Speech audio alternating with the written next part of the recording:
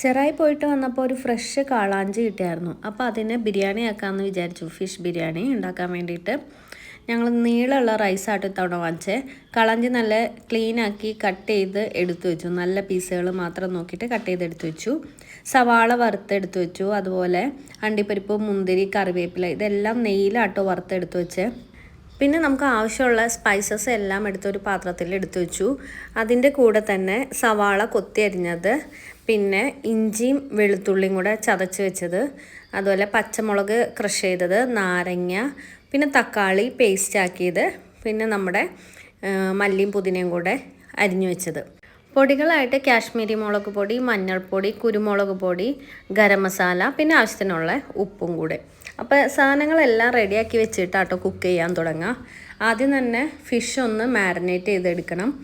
അതിന് വേണ്ടിയിട്ട് ഒരു പാത്രത്തിലേക്ക് ആദ്യം കുറച്ച് കാശ്മീരി മുളക് പൊടി ഇട്ടു, പിന്നെ കുറച്ച് മഞ്ഞൾപ്പൊടി, അതുപോലെ ഗരം മസാല, അതിൻ്റെ കൂടെ തന്നെ കുറച്ച് കുരുമുളക് പൊടി.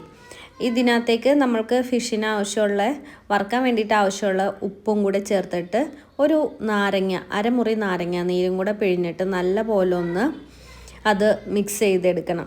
അപ്പോൾ മിക്സ് ചെയ്യുമ്പം നാരങ്ങ നീരിൻ്റെ വെള്ളം കുറവാണല്ലോ, അതിലേക്ക് കുറച്ച് വെളിച്ചെണ്ണയും കൂടെ ഒഴിച്ചു കൊടുത്തിട്ട് നല്ല പോലെ ഒന്ന് മിക്സ് ചെയ്തെടുത്തു കേട്ടോ. ഇനി ഇത് മാരിനേറ്റ് ചെയ്ത് വെച്ചേക്കാം. ഒരു 2 മണിക്കൂറൊക്കെ വെക്കുകയാണെങ്കിൽ മീനിൽ നന്നായിട്ട് ആ മസാലയൊക്കെ പിടിച്ച് കിട്ടും. അപ്പോൾ അത് നല്ലപോലെ മാരിനേറ്റ് ചെയ്ത് എടുത്തു വെച്ചു. അത് കഴിഞ്ഞ് നമ്മൾ റൈസിനുള്ള പ്രിപ്പറേഷൻസൊക്കെ നോക്കി. അപ്പോൾ ഒരു പാൻ അടുപ്പത്ത് വെച്ചു. അതിലേക്ക് കുറച്ച് നെയ്യൊക്കെ ഒഴിച്ചു കൊടുത്തു. എന്നിട്ട് ആ സ്പൈസസ് എല്ലാം അതിലേക്ക് ഇട്ട് കൊടുത്തു. അതുകളൊന്ന് ആ ഏലക്കയൊക്കെ പൊട്ടി ഒന്ന് മൂപ്പിച്ചെടുത്ത് കഴിയുമ്പോൾ അതിലേക്ക് നമ്മൾ കൊത്തി അരിഞ്ഞു വെച്ചേർന്ന സവാളയുണ്ടല്ലോ, അത് കുറച്ചിട്ട് കൊടുക്കും. എന്നിട്ട് അതൊന്ന് മിക്സ് ചെയ്ത് കൊടുക്കുക ആ സ്പൈസസിൻ്റെ കൂടെ. ഇതൊന്ന് ലൈറ്റായിട്ട് വഴറ്റിയെടുക്കണം. അപ്പോൾ അതിലേക്ക് കുറച്ച് നമ്മൾ ക്രഷ് ചെയ്ത് വെച്ചേർന്ന പച്ചമുളകും കൂടെ ചേർത്തു. അതുപോലെ ഇഞ്ചിയും വെളുത്തുള്ളിയും ചതച്ച് വെച്ചതും കുറച്ചിട്ട് കൊടുത്തു കേട്ടോ. ആ റൈസിനൊരു ഫ്ലേവർ കിട്ടാൻ വേണ്ടിയിട്ടാണ് ഇതെല്ലാം അതിനകത്തേക്ക് ചേർക്കുന്നത്. പിന്നെ ആവശ്യത്തിനുള്ള വെള്ളം കൂടി ഒഴിച്ചു. എന്നിട്ട് അതിലേക്ക് ആവശ്യമുള്ള ഉപ്പും കൂടെ ചേർത്ത് നല്ലപോലെ വെള്ളം തിളയ്ക്കാൻ വേണ്ടിയിട്ട് അടച്ചു വെച്ചു ഒന്ന് വെയിറ്റ് ചെയ്തു. നമ്മൾ വച്ച വെള്ളം നല്ലതായിട്ട് വെട്ടി തിളച്ച് തുടങ്ങുമ്പം അതിലേക്ക് എടുത്തു വെച്ച് അരി ഇട്ട് കൊടുക്കുക കേട്ടോ. ഈ പ്രാവശ്യം നല്ല നീളമുള്ള അരിയാട്ടോ ബിരിയാണി ഉണ്ടാക്കാൻ വേണ്ടിയിട്ട് മേടിച്ച്. ഇതിലേക്ക് ഒരു അരമുറി നാരങ്ങയും കൂടെ പിഴിഞ്ഞു കൊടുത്തു. എന്നിട്ട് അടച്ച് വെച്ച് റൈസ് റെഡിയാകാൻ വേണ്ടിയിട്ട് വെച്ചു. ഇനി നമുക്ക് മസാല റെഡിയാക്കാൻ വേണ്ടിയിട്ട് ആദ്യം തന്നെ മീനൊന്ന് ഫ്രൈ ചെയ്തെടുക്കാം. അതിന് വേണ്ടിയിട്ട് ഒരു പാൻ ചൂടാക്കി അതിലേക്ക് എണ്ണ ഒഴിച്ചു കൊടുത്തു. എണ്ണയല്ല കേട്ടോ, സൺഫ്ലവർ ഓയിലാണ് യൂസ് ചെയ്തത്. അതിലേക്ക് കുറച്ച് കറിവേപ്പിലയൊക്കെ ഇട്ട് ആ മീനെല്ലാം പെറുക്കിയിട്ട് നല്ലപോലെ ഡീപ്പ് ഫ്രൈ അല്ല, മീനൊന്ന് ഫ്രൈ ചെയ്തെടുത്തു. അതവിടെ എടുത്ത് വെച്ചേക്കുക. എന്നിട്ടൊരു പാൻ അടുപ്പത്ത് വെച്ച് അതിലേക്ക് കുറച്ച് സൺഫ്ലവർ ഓയിലും അതുപോലെ കുറച്ച് നെയ്യും കൂടി മിക്സ് ചെയ്ത് ഒഴിച്ചു കൊടുത്തു.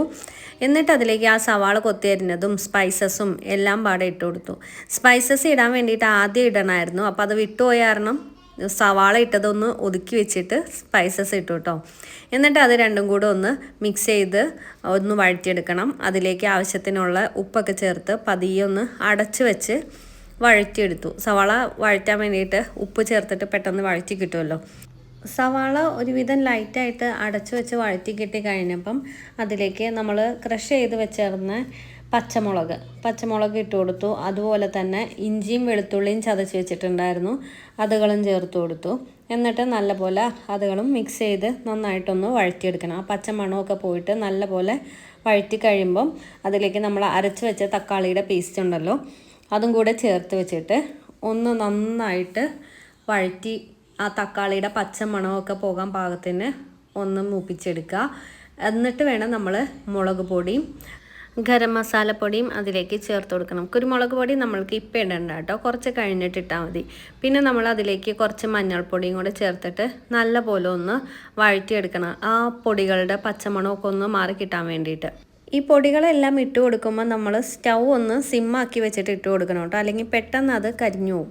അത് കഴിഞ്ഞിട്ട് അതിലേക്ക് നമ്മൾ കൊത്തി അരിഞ്ഞ് വെച്ച മല്ലിയും പുതിനയും ഇട്ട് കൊടുത്തു.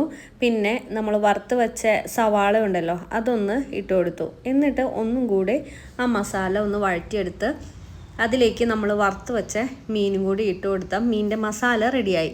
ഇനി നമുക്ക് ദമ്മിടാൻ വേണ്ടിയിട്ട് ആ മസാലയിൽ നിന്ന് കുറച്ചെടുത്ത് മാറ്റിയിട്ട് നമ്മൾ വേവിച്ച് വെച്ചേർന്ന റൈസ് അതിൻ്റെ മുകളിലേക്ക് ഇട്ട് കൊടുക്കുക.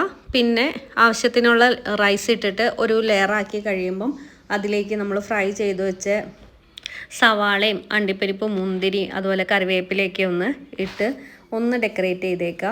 അത് കഴിഞ്ഞിട്ട് അതിൻ്റെ മുകളിലേക്ക് ഒന്നും കൂടി ആ ഫിഷ് മസാല വെച്ച് ഒന്നും കൂടെ ഒരു ലെയറും കൂടെ കംപ്ലീറ്റ് ചെയ്യുക. എന്നിട്ട് അതിൻ്റെ മുകളിലേക്ക് ബാക്കി വന്ന റൈസും കൂടെ ഇട്ട് കൊടുക്കുക.